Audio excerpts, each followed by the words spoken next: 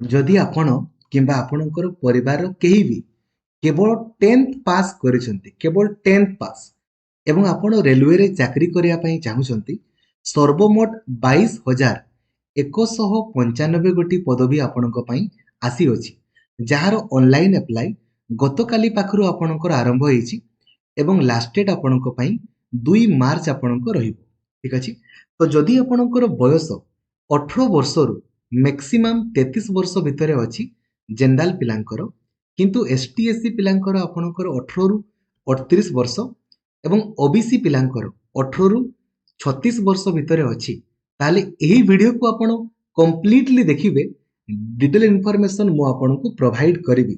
तो समस्त को जी भी आपणकर सांग मिनिमम 10th पास आपणकर करिसंती केवल 10th पास एवं रेलवे रे चाकरी करिया पई चाहुचंती लेवल 1 बा ग्रुप डी चाकरी करिया पई चाहुचंती एही वीडियोटी तांको शेयर करिया पई भूलिबेनी।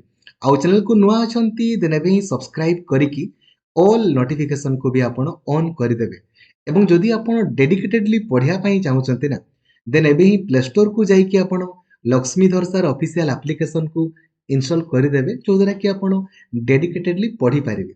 बंधुगण देखंतु यार ऑफिशियल वेबसाइट आपणकर होची देखंतु rrbcdg.gov.in आपण किंबा मु डायरेक्टली आपण को वीडियो डिस्क्रिप्शन रे आपण को यार लिंक दे देबी rrbcdg आपणकर कोनसी भी जोन को आपणकर हला मु चंडीगढ़ जोन रो आपणकर ओपन कली तो जेमिति आपण ओपन करिवे कोनसी जोन को हला धरा जो आपण भुवनेश्वर जोन ऊपर आपण क्लिक करी आपण केवल गूगल सर्च करिवे आरआरबी आपणकर बीबीएसआर आपण सर्च कले जो प्रथम वेबसाइट आपणकर आसीबो rrbbbs.gov.in जेमिति आपण ऑफिशियल वेबसाइट को आपणकर आसीबे देखंतो एठी शो करिवो एटा डिटेल्ड ऑनलाइन एटा देखंतु क्लिक हियर टू अप्लाई या ऊपर क्लिक कले आपण ऑनलाइन अप्लाई करि परिबे या ऊपर क्लिक कले आपणकर नोटिफिकेशन टी को आपण डाउनलोड करि परिबे ठीक अछि। देखंतु यहा नोटिफिकेशन आपनको सामने रे ओपन मु करिके आपनको देखौछि डेट संपर्क रे मु आपनको जणैली डेट क्वालिफिकेशन आपनको मु जणैली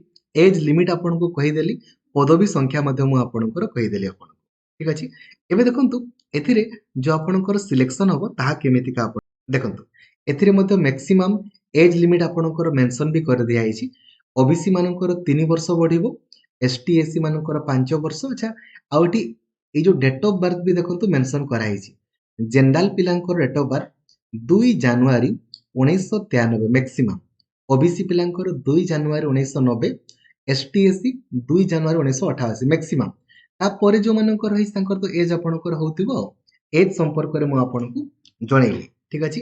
एबे आसंतो हमें डिस्कशन आपनकर करबा जे क्वालिफिकेशन जेमिति मु आपनकर कहली देखंतु केवल 10th पास आपनकर करिथिबा दरकार एथिरे एप्लीकेशन फी देखंतु केते पडिबो ना जो माने आपनकर जनरल बा यूआर पिला तांको 500 टंका आपनकर पडिबो किंतु जदि आपण खाली परीक्षा देबा पई जिवे ना 400 टंका आपनकर रिफंड हे जिवो आउ जो एसटी एससी एक्स सर्विसमैन दिव्यांग फीमेल सेମାନଙ୍କୁ 250 टंका आपनकर पडिबो आउ ए जेमिति परीक्षा देबा पई जिवे ना ए 250 टंका जाको आपनकर रिफंड हे जिवो ठीक अछि। परीक्षा देबा पई किंतु जिवे आपण परीक्षा देबा पई न गले टंका रिफंड होबो नै बुझी गले हैला ताले आपण जानि गले आपनकर आउ ओबीसी मानकर मध्य सेम आपनकर 500 टंका पडिबो किंतु परीक्षा देबा पई गले 400 टंका आपनको रिफंड हे जिवो ठीक अछि। एबे देखंतु आपनकर सीबीटी 1 आपनकर बा फर्स्ट स्टेज ऑफ सीबीटी आपनकर मु देखौछि देखंतु एथिरे केवल गोटिए मात्र आपनकर सीबीटी अछि ए सीबीटी रे क्वालिफाई कला मात्रे आपनकर फिजिकल एफिशिएंसी टेस्ट रहिबो एथिरे क्वालिफाई कला आपनकर डॉक्यूमेंट वेरिफिकेशन हे कि मेडिकल एग्जामिनेशन आपनकर होबो जो आपण सीबीटी परीक्षा आपण देबे ऑनलाइन मोड रे आपनकर होबो जनरल साइंस 25 टा क्वेश्चन पडिबो मैथमेटिक्स 25 टा क्वेश्चन रीजनिंग 30 टा क्वेश्चन जीके 20 टा आपनकर क्वेश्चन पडिबो 100 टा आपनकर क्वेश्चन 90 मिनिट रे आपनको करिया पई पडिबो तो कि स्पीडली आपनको करिया पई पडिबो सबु क्लास मैथमेटिक्स रीजनिंग जीके पई हिस्ट्री ज्योग्राफी पॉलिटी आपनकर सबु क्लास एप्लीकेशन रे आपनकर करा हुई ठीक अछि।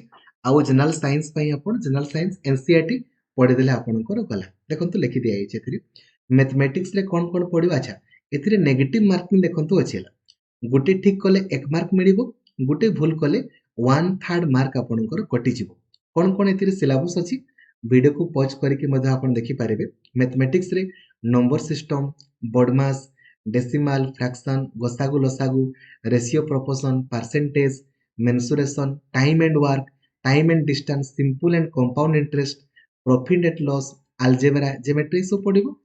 ଦେନ୍ ଦେଖନ୍ତୁ ୟା ପରେ ଫିଜିକାଲ ଏଥିରେ କ୍ୱାଲିଫାଇ ହେଲା ମାତ୍ରେ ଆପଣଙ୍କର ଫିଜିକାଲ ଏଫିସିଏନ୍ସି ଟେଷ୍ଟ ଆପଣଙ୍କର ହବ। ଏଥିରେ 3 ଗୁଣ ପିଲାଙ୍କୁ ସେମାନେ ନେବେ, ଯୋଉଥିରେ ଦେଖନ୍ତୁ ପୁଅମାନଙ୍କୁ 35 କେଜିର ୱେଟ୍ ମାନେ ଧର ଯୋଉ ବରା 35 କେଜିର ବରାକୁ ଆପଣଙ୍କୁ 100 ମିଟର ବୋହିକି ନେବା ପାଇଁ ପଡ଼ିବ 2 ମିନିଟରେ। ଆଉ ତା ସହିତ ଆପଣଙ୍କୁ 1000 ମିଟର ଆପଣଙ୍କର ଦୌଡ଼ିବା ପାଇଁ ପଡ଼ିବ 4 ମିନିଟ 15 ସେକେଣ୍ଡରେ। ଠିକ ଅଛି। ଏମିତି ଝିଅମାନଙ୍କୁ ଆପଣଙ୍କର 20 କେଜି ବରା ବୋହିବା ପାଇଁ ପଡ଼ିବ 2 ମିନିଟରେ 100 ମିଟର ଆପଣ ଖାଲି ବୋହିକି ଯିବେ। ଆଉ 1000 ମିଟର ଆପଣଙ୍କର ଦୌଡ଼ିବା ପାଇଁ ପଡ଼ିବ 5 ମିନିଟ 40 ସେକେଣ୍ଡରେ। ବାସ୍ ଏଥିରେ ଆପଣ କ୍ୱାଲିଫାଇ ଆପଣଙ୍କର କଲେ, ତାପରେ ଡକୁମେଣ୍ଟ ଭେରିଫିକେସନ ହବ, ତାପରେ ଆପଣଙ୍କ ଦେଖନ୍ତୁ ମେଡିକାଲ ଆପଣଙ୍କର ଟେଷ୍ଟ ହବ, ତାପରେ ଆପଣ ଚାକିରି ପାଇଯିବେ। ଆଉ ତେଣୁକରି ବହୁତ ହି ଭଲ ପଦବୀ ଅଟେ। ତେଣୁ ଏଇ ପଦବୀକୁ ଆପଣ ମାନେ ଯେମିତି ହାତ ଛଡା କରିବେ ନାହିଁ। ଠିକ ଅଛି। ଏଥିରେ ଦେଖନ୍ତୁ ସବୁ ପଦବୀ ପାଇଁ ମଧ୍ୟ ଅଲଗା ଅଲଗା ଆପଣଙ୍କର କ୍ୱାଲିଫିକେସନ ମେନସନ ଦେଖନ୍ତୁ ଆପଣଙ୍କର କରାହେଇଛି।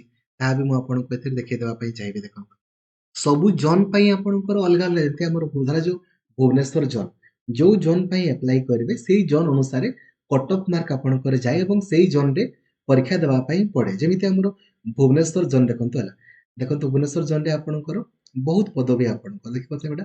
ଏଗୁଡ଼ା ଦେଖନ୍ତୁ କେତେ କେତେ ପଦବୀ ଅଛି ଦେଖନ୍ତୁ। ସବୁ ଆସିଷ୍ଟାଣ୍ଟ ବ୍ରିଜରେ ଆପଣଙ୍କର, ଆସିଷ୍ଟାଣ୍ଟ କ୍ୟାରେଜ ଆଣ୍ଡ ୱାଗନରେ ଆପଣଙ୍କର ବହୁତ ସାରା ପଦବୀ ରହିଛି। ଆପଣ ଯୋଉ ଜୋନ୍ ପାଇଁ ଚାହିଁବେ ସେଇ ଜୋନ୍ ପାଇଁ ଆପ୍ଲାଏ କରିପାରିବେ, କିନ୍ତୁ ସେଇ ଜୋନ୍କୁ ଆପଣଙ୍କର ପରୀକ୍ଷା ଦେବା ପାଇଁ ଯିବା ପାଇଁ ପଡ଼ିବ। ଆଉ କ୍ୱାଲିଫିକେସନ ଦେଖନ୍ତୁ ସମସ୍ତଙ୍କର ଖାଲି 10th ପାସ୍ କରିଥିବେ କିମ୍ବା ITI ଯିଏ ଯୋଉଟା କରିଥିଲେ ଚଳିବ, ଖାଲି 10th ପାସ୍ ଆପଣ କରିଛନ୍ତି ଆପ୍ଲାଏ କରିପାରିବେ। ଠିକ ଅଛି। Thank you.